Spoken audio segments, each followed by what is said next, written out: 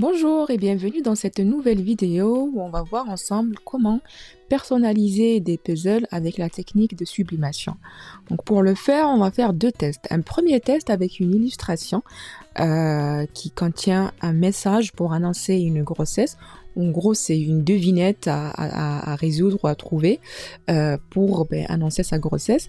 Et un deuxième test, c'est tout simplement une photo qu'on va venir imprimer sur le puzzle. Donc restez jusqu'à la fin, je vais tout vous dire. Et si vous avez des questions, n'hésitez pas à les poser en commentaire. Comme d'habitude, je réponds à toutes vos questions. N'hésitez pas à aimer, à partager les vidéos aux personnes qui sont intéressées et surtout, abonnez-vous à la chaîne pour recevoir toutes les nouveautés. Merci! Pour commencer, je vais aller sur Canva et je vais créer un dessin avec des dimensions personnalisées. Donc j'ai mesuré les dimensions de mon puzzle qui fait 20 cm par 14. Donc il faut très bien changer l'unité à centimètres et puis largeur 20 et hauteur 14,5. Donc voilà mon dessin. Vous savez très bien maintenant sur Canva, vous avez vraiment plusieurs idées créatives que vous pouvez juste reproduire et puis les adapter à votre besoin. Mais donc nous en fait, ce qu'on va faire dans cette vidéo, on a dit un message pour annoncer une grossesse. Donc forcément, je vais chercher un dessin plutôt bébé, enfant, voilà. Et puis ensuite, on va le personnaliser avec la devinette. Voilà, j'ai trouvé celui-là, mais bon, c'est trop fade. Alors, celui-ci, mais j'aime pas les couleurs. Donc, ce que je vais faire, je vais changer en doré et puis faire un rouge plutôt orangé. On va voir ce que ça va donner à la fin de la vidéo. Et du coup, juste en fait, le texte, je vais l'enlever et je vais mettre la devinette. Je l'ai trouvé sur Internet. Je trouve ça sympa en fait. Ça veut dire que quand on fait une devinette, ça fait pas un message direct. Ça veut dire, par exemple, si vous voulez offrir ce puzzle aux beaux-parents, j'en sais rien, ou aux parrains, ou aux sœurs, à la famille, ils vont d'abord construire le puzzle, puis ensuite, ils vont devoir résoudre la devinette pour comprendre ce qui se passe, quoi. Voilà, donc la devinette, c'est qu'est-ce qui rime avec été, commence par B et sera dans nos bras d'ici seulement quelques mois. Voilà. J'ai préféré ne pas laisser du bleu pour ne pas annoncer le sexe du bébé ou autre. On va utiliser des couleurs standards. Pour l'enregistrement, vous pouvez l'enregistrer au format PDF ou PNG, mais bref, il faut juste que ça soit de qualité supérieure. Bon voilà, on a terminé notre dessin sur Canva. Je l'ai enregistré au format PDF. Donc maintenant, je vais l'ouvrir et on va passer à la partie impression. Donc, pour imprimer, on va avoir besoin d'une imprimante à sublimation plus les papiers spécifiques ou spécial sublimation. Alors, on va utiliser plein. Sauf si l'impression pas de qualité, on verra ensuite. Voilà. Donc, je vais l'insérer dans l'imprimante. OK. Maintenant, c'est parti, on va lancer l'impression. Mais avant d'envoyer l'imprimante, bien sûr, j'ai déjà parlé de ça dans des vidéos précédentes. Il faut changer certains paramètres d'imprimante avant d'imprimer. Je vais passer à la caméra sur mon PC, comme ça je vous montre plus en détail.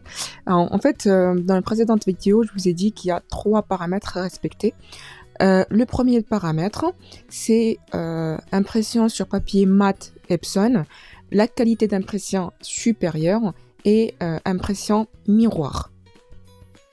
Donc pour accéder à ces paramètres-là, on va y aller à option d'imprimante ici, puis ensuite configuration imprimante, d'accord? Donc sur support, on va mettre mat Epson, qualité supérieure et bien évidemment image miroir. C'est vraiment les 3 paramètres à ne pas oublier, sinon l'impression ne sera pas de bonne qualité et puis la sublimation aussi.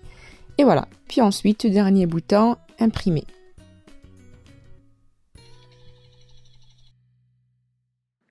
Alors, l'impression c'est terminé. Maintenant, je vais passer à découper ma feuille A4 pour ne laisser que la partie qu'on va transférer sur le puzzle.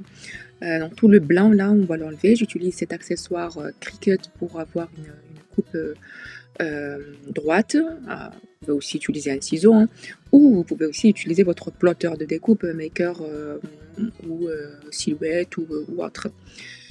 Il faut juste ajouter une étape en plus. Par contre, une fois que vous faites votre dessin sur Canva, il faudrait ensuite le charger sur Cricut Design Space et faire la découpe avec la machine. Maintenant, je vais venir scotcher le dessin sur le puzzle en utilisant ce scotch qui résiste à des très grandes températures. Par contre, il ne faut surtout pas laisser du vide. Il faut vraiment bien appuyer, bien scotcher pour que le dessin ne bougera pas pendant la pression.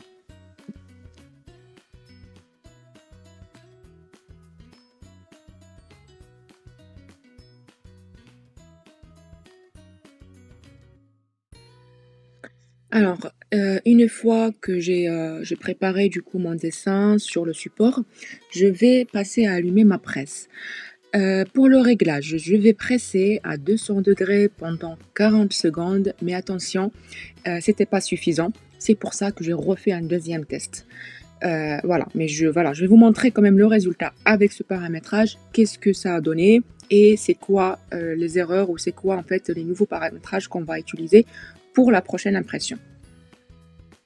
Donc voilà, ça va très très vite.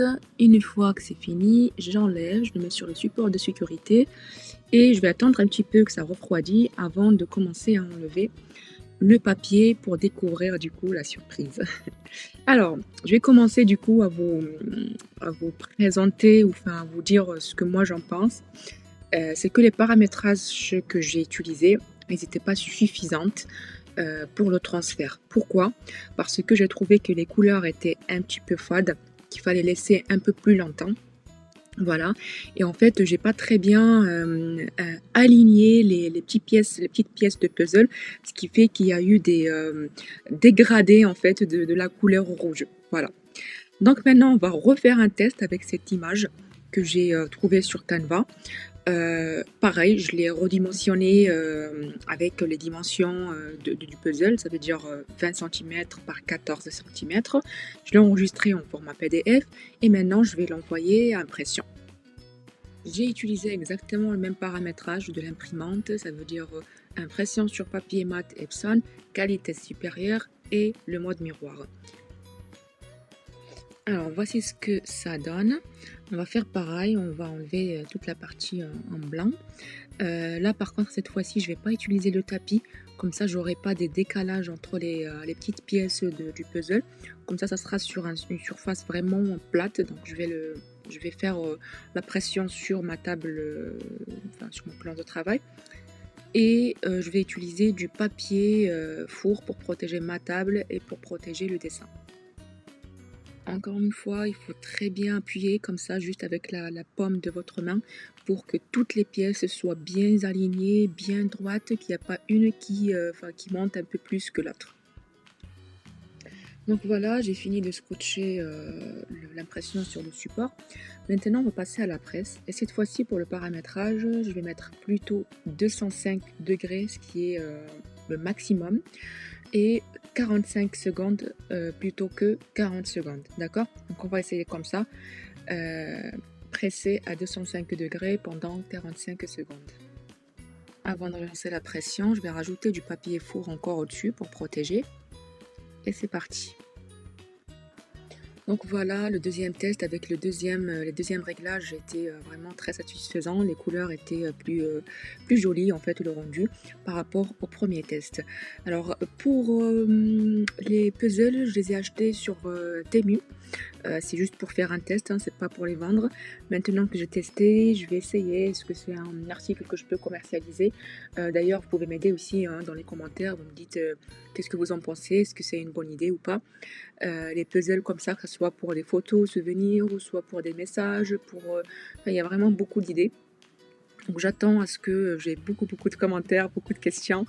Donc voilà, n'hésitez vraiment pas, je réponds à tout. Merci beaucoup, merci à tous ceux qui ont resté jusqu'à la fin et puis je vous donne rendez-vous à la prochaine vidéo. Salut!